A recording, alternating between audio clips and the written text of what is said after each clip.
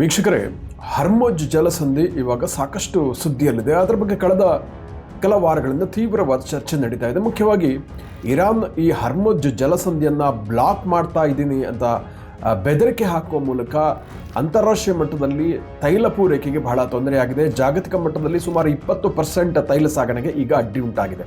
So ಇದರಿಂದ Bharat, China ಹಾಗೂ Japan ಸೇರಿದಂತೆ ಏಷ್ಯಾದ ರಾಷ್ಟ್ರಗಳಿಗೆ ಸಾಕಷ್ಟು ತೊಂದರೆ ಆಗಲಿದೆ ಅಂತ ಹೇಳ್ತಾರೆ. ಹಾಗಾದರೆ ಏನಿದು ಹರ್ಮುಜ್ ಜಲಸಂಧಿ, ಇದು ಎಲ್ಲಿ ಬರುತ್ತೆ, ಇದರಿಂದ ಭಾರತಕ್ಕೆ ಯಾವ ರೀತಿ ಇಂಪ್ಯಾಕ್ಟ್ ಆಗುತ್ತೆ ಇತ್ಯಾದಿ ವಿಚಾರಗಳನ್ನು ಈ ವಿಡಿಯೋದಲ್ಲಿ ನಾವು ಒಂದೊಂದಾಗಿ ನೋಡ್ತಾ ಹೋಗೋಣ.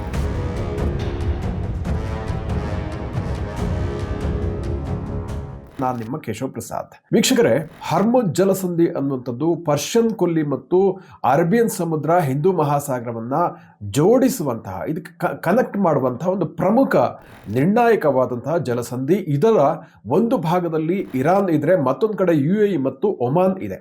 ಸೊ ಇದು ಇಡೀ ಜಗತ್ತಿನ ಆಯಿಲ್ ಸಪ್ಲೈನಲ್ಲಿ ಕನಿಷ್ಠ 20ರಿಂದ 25% ಇದು ಈ ಮಾರ್ಗದ ಮೂಲಕ ಹಾದು ಹೋಗೋದ್ರಿಂದ, ಅದರಲ್ಲೂ ಮುಖ್ಯವಾಗಿ ಏಷ್ಯಾದ ರಾಷ್ಟ್ರಗಳಿಗೆ, ಚೀನಾ ಇರ್ಬೋದು, ಭಾರತ, ಜಪಾನ್, ಹೀಗೆ ಏಷ್ಯಾದ ಪ್ರಮುಖ ರಾಷ್ಟ್ರಗಳಿಗೆ ಹಾಗೂ ಯುರೋಪಿಗೆ ಕೂಡ ಅನಿಲವನ್ನು ಸಾಗಾಟ ಮಾಡಲಿಕ್ಕೆ ಅಥವಾ LNGಯನ್ನು ಸಾಗಾಟ ಮಾಡಲಿಕ್ಕೆ ಇದು ಬಹಳ ಪ್ರಮುಖವಾದಂತಹ ಜಲಸಂಧಿ ಆಗಿರೋದ್ರಿಂದ ಬಹಳ ಇಂಪಾರ್ಟೆಂಟ್ ಪಡೆದಿದೆ.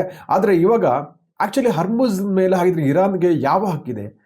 ವಾಸ್ತವವಾಗಿ ಅಂತಾರಾಷ್ಟ್ರೀಯ ನಿಯಮಗಳ ಪ್ರಕಾರ ಇರಾನ್ಗೆ ಈ ಹರ್ಮುಜ್ ಜಲಸಂಧಿಯ ಮೇಲೆ ಯಾವುದೇ ರೈಟ್ಸ್ ಇಲ್ಲ. ಅಲ್ಲಿ ಬ್ಲಾಕ್ ಮಾಡುವಂಥದ್ದು ಕಾನೂನು ಬಾಹಿರ, ಅಂತಾರಾಷ್ಟ್ರೀಯ ನಿಯಮಗಳ ಪ್ರಕಾರ ಖಂಡಿತ ಮಾಡುವ ಹಾಗಿಲ್ಲ. ಆದರೆ ಭೌಗೋಳಿಕವಾಗಿ ಇಲ್ಲಿ ಏನಾಗಿದೆ ಅಂದರೆ, ಕೇವಲ 33 ಕಿಲೋಮೀಟರ್ ಅಗಲ ಇರುವುದರಿಂದ ಸೊ ಇಲ್ಲಿ ಈ ಪ್ರದೇಶದ ಮೇಲೆ ಒಂದು ರೀತಿಯ ಒಂದು ಅಘೋಷಿತ ಹಿಡಿತವನ್ನು ಇರಾನ್ ಸಾಧಿಸಿದೆ ಹಾಗೂ ಅದು ಬೆದರಿಕೆಯನ್ನು ಹಾಕ್ತಾ ಇದೆ. ಅದರ ಗುರಿ ಇಸ್ರೇಲ್ ಮತ್ತು ಟಾರ್ಗೆಟ್ ಅಮೆರಿಕ ಆದರೂ ಕೂಡ ಅದು ಈ ಭೂಭಾಗವನ್ನು ಬಂದ್ ಮಾಡುವ ಮೂಲಕ ಅಮೆರಿಕದ ಮೇಲೆ ಅಂತಾರಾಷ್ಟ್ರೀಯ ಒತ್ತಡವನ್ನು ಹೇರಲಿಕ್ಕೆ ಪ್ರಯತ್ನ ಪಡ್ತಾ ಇದೆ. ಸೊ ಇದು ಅದರ ಒಂದು ಯುದ್ಧ ತಂತ್ರ ಅಂತಲೇ ಹೇಳ್ಬೋದು. ಸೊ ಇದರಿಂದ ಏನಾಗುತ್ತೆ, ಅಮೆರಿಕ ವಿರುದ್ಧ ಎಲ್ಲರೂ ತಿರುಗಿ ಬೀಳ್ತಾರೆ, ಸೊ ನನಗೆ ಅನುಕೂಲ ಆಗುತ್ತೆ ಅಂತ ಇರಾನ್ ಭಾವಿಸುತ್ತೆ. ಸೊ ಈ ಹಿಂದೆ ಕೂಡ ಸಾಕಷ್ಟು ಸಲ ಇರಾನ್ ತನಗೆ ಕಷ್ಟ ಬಂದಾಗ ಈ ರೀತಿಯ ಒಂದು ಬೆದರಿಕೆಯ ತಂತ್ರವನ್ನು, ಹರ್ಮುಜ್ ಜಲಸಂಧಿಯನ್ನು ಬಂದ್ ಮಾಡ್ತೀನಿ ಅಂತ ಹೇಳ್ತಾ ಇತ್ತು. ಸೊ ನಾನು ಈಗಾಗಲೇ ಹೇಳಿದೆ, ಈ ಹರ್ಮುಜ್ ಜಲಸಂಧಿ ಅನ್ನುವಂಥದ್ದು ಸುಮಾರು 33 ಕಿಲೋಮೀಟರ್ ಅಗಲ ಇರುವಂತಹ ಬಹಳ ಅಗಲಕ್ಕಿರಿದಂತಹ ಜಲಸಂಧಿ ಇರದೆ ಪರ್ಷಿಯನ್ ಕೊಲ್ಲಿ ಮತ್ತು ಅರಬ್ಬಿ ಸಮುದ್ರ, ಹಿಂದೂ ಮಹಾಸಾಗರವನ್ನು ಸೇರ್ಲಿಕ್ಕೆ ಮಧ್ಯದ ಒಂದು ಸಂಧಿ ಇದಾಗಿದೆ. ಸೊ ಆದರೆ ಏನಕ್ಕೆ ಇದು ಇಷ್ಟೊಂದು ಇಂಪಾರ್ಟೆಂಟ್ ಅಂತಂದರೆ, ಈ ಸೌದಿ ಅರೇಬಿಯಾ ಇರ್ಬೋದು, ಕತಾರಿನ LNG ಇರ್ಬೋದು, ಇರಾಕ್, ಸ್ವತಃ ಇರಾನ್, ಇಲ್ಲೆಲ್ಲ ಕೂಡ ಇಲ್ಲಿ ಉತ್ಪಾದನೆಯಾಗುವಂತಹ ತೈಲವನ್ನು ಜಗತ್ತಿನ ನಾನಾ ಭಾಗಗಳಿಗೆ, ಮುಖ್ಯವಾಗಿ ಏಷ್ಯನ್ ರಾಷ್ಟ್ರಗಳಿಗೆ, ಈ ಏಷ್ಯಾದ ಚೀನಾ, ಭಾರತ ಇವೆಲ್ಲ ತೈಲವನ್ನು ಅವಲಂಬಿತ ರಾಷ್ಟ್ರಗಳು. ಭಾರತ ಜಗತ್ತಿನ 3ನೇ ಅತಿ ದೊಡ್ಡ ತೈಲ ಆಮದುದಾರ ರಾಷ್ಟ್ರ. ಭಾರತಕ್ಕೆ ಗಲ್ಫ್ ರಾಷ್ಟ್ರದಿಂದ ತೈಲ ಬರಬೇಕಿದ್ರೆ ಅಥವಾ LNG ಅನಿಲವನ್ನು ತರಿಸ್ಕೊಳ್ಬೇಕಿದ್ರೆ ಈ ಹರ್ಮುಜ್ ಜಲಸಂಧಿಯನ್ನು ದಾಟಬೇಕಾಗುತ್ತೆ. ಸೊ ಹರ್ಮುಜ್ ಜಲಸಂಧಿಯನ್ನು ದಾಟಿದ ನಂತರನಷ್ಟೇ ಭಾರತಕ್ಕೆ ಗಲ್ಫ್ ಕಂಟ್ರೀಸಿಂದ ಆಯಿಲ್ ಅಥವಾ ಅನಿಲವನ್ನು ತರಿಸ್ಕೊಳ್ಳಿಕ್ಕೆ ಸಾಧ್ಯ ಆಗುತ್ತೆ. ಸೊ ಮತ್ತೊಂದು ಕಡೆ ಯುರೋಪಿ ಕೂಡ ಇದು ಮುಖ್ಯ ಆಗುತ್ತೆ. ಯುರೋಪಿಗೆ LNG ಸಾಗಣೆಗೆ ಇದು ಬಹಳ ಮುಖ್ಯವಾದಂಥ ದ್ವಾರ ಆಗುತ್ತೆ. ಸೊ ಏನಾಗುತ್ತೆ ಅಂದರೆ, ಅಂತಾರಾಷ್ಟ್ರೀಯ ಮಟ್ಟದಲ್ಲಿ ಪ್ರತಿ ಬ್ಯಾರೆಲ್ ಕಚ್ಚಾ ತೈಲ ದರದಲ್ಲಿ $1 ಇನ್ಕ್ರೀಸ್ ಆದರೂ ಕೂಡ ಭಾರತಕ್ಕೆ ಸುಮಾರು ವಾರ್ಷಿಕ 13,000 ಕೋಟಿ ರೂಪಾಯಿ ಎಕ್ಸ್ಟ್ರಾ ಖರ್ಚಾಗುತ್ತೆ. ಸೊ ಇದು ಇಲ್ಲಿ ಪ್ರಶ್ನೆ. ಭಾರತ ಇವತ್ತು ಡಜನ್ ಗಟ್ಟಲೆ ಇತರ ಸೋರ್ಸನ್ನು ಕೂಡ ಹೊಂದಿದೆ. ರಷ್ಯಾದಿಂದ ತರಿಸ್ಕೊಳ್ಬೋದು ಅಥವಾ ವೆನಿಜುವೆಲಾದಿಂದ ತರಿಸ್ಕೊಳ್ಬೋದು, ಅದು ಬೇಡ ಅಂತಂದರೆ ಅಮೆರಿಕದಿಂದ ತರಿಸ್ಕೊಳ್ಬೋದು. ಹೀಗೆ ಭಾರತ ಇವತ್ತು ಕಚ್ಚಾ ತೈಲದ ದೃಷ್ಟಿಯಿಂದ ಹಲವಾರು ಮೂಲಗಳನ್ನು ಹೊಂದಿದೆ, ಡಜನ್ ಗಟ್ಟಲೆ ಮೂಲಗಳನ್ನು ಹೊಂದಿದೆ. ಹಾಗಾಗಿ ಭಾರತ ತನಗೆ ಎಲ್ಲಿ ಅನುಕೂಲ ಆಗುತ್ತೋ ಅಲ್ಲಿಂದ ಕಚ್ಚಾ ತೈಲವನ್ನು ತರಿಸ್ಕೊಳ್ಬೋದು. ಆದರೆ ಏನಾಗುತ್ತೆ ಅಂದರೆ, ಗಲ್ಫ್ ಕಂಟ್ರೀಸ್ ಈ ಹಿಂದಿನಿಂದಲೂ ಕೂಡ ಭಾರತಕ್ಕೆ ಪ್ರಧಾನವಾದಂತಹ ಮೂಲ ಆಗಿತ್ತು. ಸೌದಿ ಅರೇಬಿಯಾ, ಇರಾನ್, ಹೀಗೆ ಕತಾರ್ನಿಂದ ಅನಿಲ, ಹೀಗೆ ತೈಲ ಸಂಪನ್ಮೂಲಗಳನ್ನು ಭಾರತ ಅಲ್ಲಿಂದ ಆಮದು ಮಾಡ್ಕೊಳ್ತಾ ಇತ್ತು. ಸೊ ಹಾಗಿದ್ರೆ ಇದಕ್ಕೆ ಪರ್ಯಾಯ ಮಾರ್ಗ ಇಲ್ವೇ? ಪರ್ಯಾಯ ಮಾರ್ಗ ಇದೆ, ಇಲ್ಲ ಅಂತಲ್ಲ. ಸೌದಿ ಅರೇಬಿಯಾದ ಪೈಪ್ಲೈನ್ ಮಾರ್ಗ ಆಗ್ತಾ ಇದೆ, ಅಥವಾ ರಷ್ಯಾದಿಂದ ಬೈ ಮಾಡ್ಬೋದು. ಆದರೆ ಇದಕ್ಕೆಲ್ಲ ಬೇರೆ ಬೇರೆ ಆದಂತಹ ಸವಾಲುಗಳು ಇರುವಂಥದ್ದು. ಸೊ ಹಡಗುಗಳ ಮೂಲಕ ತೈಲ ಸಾಗಣೆ ಬಹಳ ಈಸಿ ಆಗುತ್ತೆ, ಕಾಸ್ಟ್ ಕಡಿಮೆ ಆಗುತ್ತೆ. ಸೊ ಆ ಕಾರಣಕ್ಕೋಸ್ಕರ ಜಗತ್ತಿನ 20%ಗೂ ಹೆಚ್ಚು ತೈಲ ಈ ಹರ್ಮುಜ್ ಜಲಸಂಧಿಯ ಮೂಲಕ ಹೋಗ್ತಾ ಇರುವಂಥದ್ದು. ಸೊ ಇನ್ನೊಂದು ಕಡೆ ಈಗ ಏನಾಗಿದೆ ಅಂದರೆ, ಹರ್ಮುಜ್ ಜಲಸಂಧಿಯ ಮೂಲಕ ಹೈ ರಿಸ್ಕ್ ಫ್ಯಾಕ್ಟರ್ ಆಗಿದೆ ಬಿಕಾಸ್ ಇರಾನ್ ಬೆದರಿಕೆ ಹಾಕ್ತಾ ಇರುವಂಥದ್ದು. ಸೊ ಹಾಗಾಗಿ ಏನಾಗಿದೆ ಅಂದರೆ ಈ ಹಡಗುಗಳಿಗೆ ವಿಮೆ ನೀಡುವಂತಹ ಕಂಪನಿಗಳು ಕೂಡ ನಿರಾಕರಣೆ ಮಾಡ್ತಾ ಇದೆ. ಆ ರಿಸ್ಕನ್ನು, ವಾರ್ ರಿಸ್ಕನ್ನು ಒಳಪಡಿಸ್ತಾ ಇಲ್ಲ. ಸೊ ಹಾಗಾಗಿ ಮತ್ತೊಂದು ಕಡೆ ಅಮೇರಿಕ ಈಗ ಏನು ಹೇಳ್ತಾ ಇದೆ ಅಂದರೆ, ಈ ಹರ್ಮುಜ್ ಜಲಸಂಧಿಯ ಮೂಲಕ ಸಾಗುವ ಹಡಗುಗಳಿಗೆ ನಾನೇ ರಕ್ಷಣೆ ಕೊಡ್ತೀನಿ, ಜೊತೆಗೆ ವಿಮೆಯ ಸೌಕರ್ಯವನ್ನು ಕೂಡ ಕೊಡ್ತೀನಿ ಅಂತ ಅಮೇರಿಕ ಹೇಳಿದೆ. ಆದರೆ ಅಮೇರಿಕ ಅಧ್ಯಕ್ಷ ಡೊನಾಲ್ಡ್ ಟ್ರಂಪ್ ಬಗ್ಗೆ ಯಾರಿಗೂ ಅಂಥ ವಿಶ್ವಾಸ ಇಲ್ಲ, ಅವರ ಮಾತನ್ನು ಹೇಗೆ ನಂಬೋದು ಅನ್ನೋ ಒಂದು ಭೀತಿ ಕೂಡ ಇದೆ. ಹಾಗಾಗಿ ಈಗ ಸದ್ಯಕ್ಕೆ ಅಲ್ಲಿ 500ಕ್ಕೂ ಹೆಚ್ಚು ಹಡಗುಗಳು ಅಲ್ಲಿ ಸಮುದ್ರದಲ್ಲಿ ನಿಂತ್ಕೊಂಡಿದ್ದಾವೆ. ಅದಕ್ಕೆ ಹರ್ಮುಜ್ ಜಲಸಂಧಿಯನ್ನು ದಾಟಲಿಕ್ಕೆ ಸಾಧ್ಯ ಆಗ್ತಾ ಇಲ್ಲ, ಯಾಕಂದರೆ ಇರಾನ್ ಅಲ್ಲಿ ಹೆದರಿಸ್ತಾ ಇದೆ. ಸೊ ಇದು ದೊಡ್ಡ ಸಮಸ್ಯೆ ಕಾಡ್ತಾ ಇದೆ. ಅಂತಾರಾಷ್ಟ್ರೀಯ ಮಾರುಕಟ್ಟೆಯಲ್ಲಿ ಕಚ್ಚಾ ತೈಲ ದರ ಈಗಾಗಲೇ $80 ಆಸುಪಾಸಿಗೆ ಬಂದುಬಿಟ್ಟಿದೆ. ಸೊ ಹಾಗಾಗಿ ದರ ಏರಿಕೆ ಆದಾಗ ಭಾರತಕ್ಕೆ ಸಮಸ್ಯೆ ಆಗುವಂಥದ್ದು.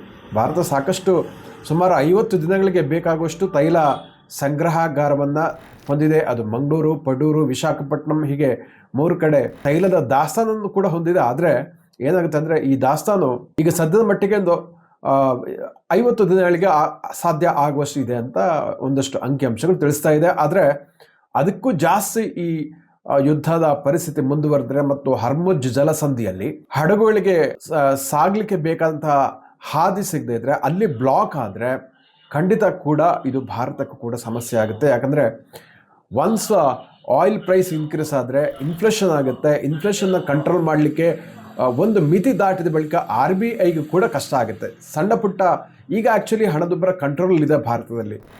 ರಿಸರ್ವ್ ಬ್ಯಾಂಕ್ ಆಫ್ ಇಂಡಿಯಾದ ಒಂದು ಮಿತಿಗಿಂತ ಕೆಳಗಿದೆ. ಆದರೆ ಒಂದು ವೇಳೆ ಆಯಿಲ್ ಪ್ರೈಸಿನಿಂದಾಗಿ ಇನ್ಫ್ಲೇಷನ್ ಕೂಡ ಇಂಪೋರ್ಟ್ ಆದರೆ, ಇದನ್ನು ಇಂಪೋರ್ಟೆಡ್ ಇನ್ಫ್ಲೇಷನ್ ಅಂತ ಕರೀತಾರೆ. ಈ ರೀತಿಯ ತೈಲ, ಬಂಗಾರ ಇತ್ಯಾದಿ ಅಮೂಲ್ಯ ವಸ್ತುಗಳ ಮತ್ತು ದಿನಬಳಕೆಯ ವಸ್ತುಗಳ ದರ ಏರಿಕೆ ಈ ಇಂಪೋರ್ಟೆಡ್ ವಸ್ತುಗಳಿಂದ ಆಗುವಂಥದ್ದು. ಅಂದರೆ ಭಾರತದಲ್ಲಿ ಇವುಗಳ ಪ್ರೊಡಕ್ಷನ್ ಇಲ್ಲ, ಚಿನ್ನ ಇರ್ಬೋದು, ತೈಲ ಇರ್ಬೋದು.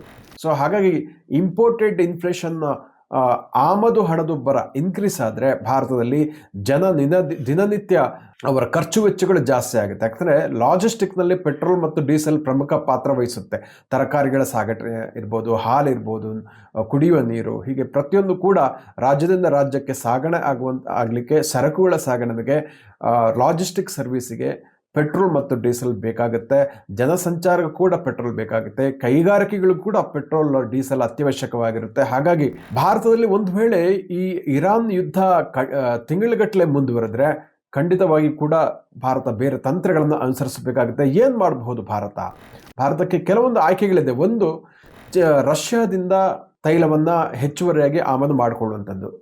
ಈಗಾಗಲೇ ರಷ್ಯಾ ಕೂಡ ಭಾರತಕ್ಕೆ ಭರವಸೆಯನ್ನು ಕೊಟ್ಟಿದೆ, ಯಾವುದೇ ಸಂದರ್ಭದಲ್ಲಿ ಭಾರತಕ್ಕೆ ಹೆಚ್ಚುವರಿ ತೈಲವನ್ನು ಕೊಡಲಿಕ್ಕೆ ನಾನು ಸಿದ್ಧ ಇದ್ದೀನಿ ಅಂತ. ಸೊ ವೀಕ್ಷಕರೇ, ಇಲ್ಲಿ ಮತ್ತೊಂದು ಗಮನಿಸಿ, ಇರಾನ್ ಎಷ್ಟೊಂದು ದುಷ್ಟತನ. ಇರಾನ್ನ ಅಧ್ಯಕ್ಷ ಖಮೇನಿಯ ಹತ್ಯೆಗೆ ಭಾರತದಲ್ಲಿರೋ ಒಂದಷ್ಟು ಮಂದಿ ಇಲ್ಲಿ ಮರುಗಿದ್ದಾರೆ, ಶೋಕತಪ್ತರಾಗಿದ್ದಾರೆ.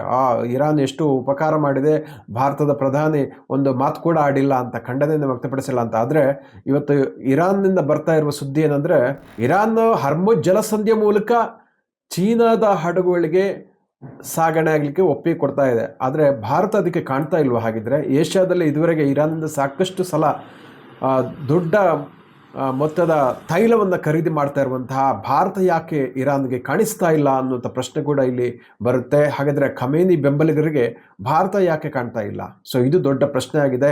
ಇರಾನ್ ಅಂದರೆ ಪರ್ಷಿಯನ್ ಸಂಸ್ಕೃತಿಗೂ ಭಾರತಕ್ಕೂ ಸಾವಿರಾರು ವರ್ಷಗಳ ಇತಿಹಾಸ ಇದೆ, ಸಂಬಂಧ ಇದೆ, ಎಲ್ಲವೂ ನಿಜ. ಆ ಪಾರ್ಸಿಗಳ ಒಂದು ಭಾರತೀಯಕ್ಕೆ ಕೊಟ್ಟಿರುವಂಥ ಕೊಡುಗೆಗಳು ಕೂಡ ಬಹಳ ದೊಡ್ಡದೆ. ಇದೆಲ್ಲವನ್ನು ಕೂಡ ಭಾರತ ನೆನೆಸ್ಕೊಳ್ಳುತ್ತೆ. ಆದರೆ ಅಲ್ಲಿ 1979 ನಂತರ ಉಂಟಾದಂತಹ ಈ ಇಸ್ಲಾಂ ಮೂಲಭೂತವಾದಿಗಳ ಆಳ್ವಿಕೆ, ಸರ್ವಾಧಿಕಾರ, ಖೊಮೇನಿಯವರ ಸರ್ವಾಧಿಕಾರದಿಂದ ಭಾರತಕ್ಕೆ ಏನಾಗಿದೆ ಅನ್ನೋದನ್ನು ಗಮನಿಸಿದರೆ ಅಂಥ ದೊಡ್ಡ ಪ್ರಯೋಜನವೇನೂ ಆಗಿಲ್ಲ. ಅಫ್ಕೋರ್ಸ್ ತೈಲವನ್ನು ಒಂದಷ್ಟು ಕಾಲ ರೂಪಾಯಿನಲ್ಲಿ ಕೊಟ್ಟಿರ್ಬೋದು. ಆದರೆ ಈಗ ಮಾಡ್ತಾ ಇರುವಂಥದ್ದೇನು? ಈಗಿನ ಅಲ್ಲಿನ ಖಮೇನಿ ಪೀಳಿಗೆಯವರು ಏನು ಮಾಡ್ತಾ ಇದ್ದಾರೆ? ಚೀನಾಕ್ಕೆ ಬಿಡ್ತಾರೆ, ಭಾರತಕ್ಕೆ ಬಿಡಲಿಲ್ಲ ಅಂದರೆ ವಿಪತ್ತಿನ ಸಂದರ್ಭದಲ್ಲಿ ಹೆಲ್ಪ್ ಮಾಡದಿದ್ರೆ ಅವರು ಹೇಗೆ ಅವರನ್ನು ಒಪ್ಕೊಳ್ಳಿಕ್ಕೆ, ಅವ್ರ ಜೊತೆ ವಿಶ್ವಾಸವನ್ನು ಇಟ್ಕೊಳ್ಳಿಕ್ಕೆ ಸಾಧ್ಯ ಆಗುತ್ತೆ ಅನ್ನುವಂಥದ್ದು ಇಲ್ಲಿ ಬಹಳ ಮುಖ್ಯವಾದಂಥ ಪ್ರಶ್ನೆ ಆಗಿದೆ. ಅಫ್ಕೋರ್ಸ್ ಭಾರತ ಇವತ್ತು ಮೊದಲಿನ ಭಾರತ ಅಲ್ಲ, ಬಹಳ ಸದೃಢವಾದಂಥ ಭಾರತ, 4ನೇ ಅತಿ ದೊಡ್ಡ ಇಕಾನಮಿ. ಸೊ ಹಾಗಾಗಿ ಇಂಥ ಆಘಾತಗಳನ್ನು ಎದುರಿಸುವಂತಹ ಶಕ್ತಿ ಭಾರತಕ್ಕೆ ಖಂಡಿತವಾಗಿ ಕೂಡ ಇದೆ. ಅದೇ ರೀತಿ ಭಾರತಕ್ಕೆ ತೈಲ ಕೊಡುವಂತಹ ರಾಷ್ಟ್ರಗಳು ಕೂಡ ಈಗ ಕೇವಲ ಗಲ್ಫ್ ರಾಷ್ಟ್ರಗಳಲ್ಲ, ಬೇರೆ ಮೂಲಗಳನ್ನು ಕೂಡ ತರಿಸಿಕೊಳ್ಳುವಂಥ ಸಾಮರ್ಥ್ಯ ಭಾರತಕ್ಕೆ ಇದೆ. ಆದರೂ ಕೂಡ ತಾತ್ಕಾಲಿಕವಾಗಿ ಯುದ್ಧ ಅಂದಾಗ ಯಾವುದೇ ರಾಷ್ಟ್ರಕ್ಕಾದರೂ ಒಂದಷ್ಟು ಸಮಸ್ಯೆಗಳು ಆಗೇ ಆಗುತ್ತೆ. ಅದರ ಹೊರೆಯನ್ನು, ಅದರ ಭಾರವನ್ನು ಭರಿಸ್ಕೊಳ್ಬೇಕಾಗುತ್ತೆ. ಆ ಒಂದು ಸವಾಲನ್ನು ಇವಾಗ ಭಾರತ ಎದುರಿಸ್ತಾ ಇದೆ. ಖಂಡಿತವಾಗಿ ಕೂಡ ಈ ಒಂದು ಸಂಕಟದ ಸಂದರ್ಭವನ್ನು ಭಾರತ ಯಶಸ್ವಿಯಾಗಿ ನಿಭಾಯಿಸಲಿದೆ ಅನ್ನೋದರಲ್ಲಿ ಯಾವುದೇ ಸಂದೇಹ ಇಲ್ಲ. ಯಾಕಂದರೆ ಇದಕ್ಕಿಂತಲೂ ದೊಡ್ಡದಾದ ಸಂಕಷ್ಟಗಳನ್ನು ಈ ಹಿಂದೆ ಗಲ್ಫ್ ಯುದ್ಧ ಆದಂಥ ಸಂದರ್ಭದಲ್ಲಿ ಎದುರಿಸಿತ್ತು. $100 ಕೂಡ ಈ ಹಿಂದೆ ತೈಲ ದರ ಏರಿಕೆಯಾಗಿತ್ತು. ಆದರೆ ಈಗ ಭಾರತ ಅಷ್ಟು ಸಮಸ್ಯೆಯನ್ನು ಎದುರಿಸ್ತಾ ಇಲ್ಲ ಅಂತಲೇ ಹೇಳ್ಬೋದು. ಅಫ್ಕೋರ್ಸ್ ಒಂದು ವೇಳೆ ಹೇಳೋಕ್ಕಾಗಲ್ಲ, ಸಮಸ್ಯೆ ಬಂದರೂ ಕೂಡ ಅದನ್ನು ಎದುರಿಸುವಂಥ ಸಾಮರ್ಥ್ಯ ಭಾರತಕ್ಕೆ ಹಿಂದೆಂದಿಗಿಂತಲೂ ಜಾಸ್ತಿ ಇದೆ ಅಂತಲೇ ಹೇಳ್ಬೋದು. ವೀಕ್ಷಕರೇ, ವಂದನೆಗಳು. ಇಂತಹ ಮತ್ತಷ್ಟು ವಿಡಿಯೋಗಳಿಗೆ ಗ್ಲೋಬಲ್ ವಾಣಿ ಯೂಟ್ಯೂಬ್ ಚಾನಲನ್ನು ವೀಕ್ಷಿಸಿ ಅಂತ ವಿನಮ್ರವಾಗಿ ಕೇಳ್ಕೊಳ್ತಾ ಇದ್ದೀನಿ. ವಂದನೆಗಳು.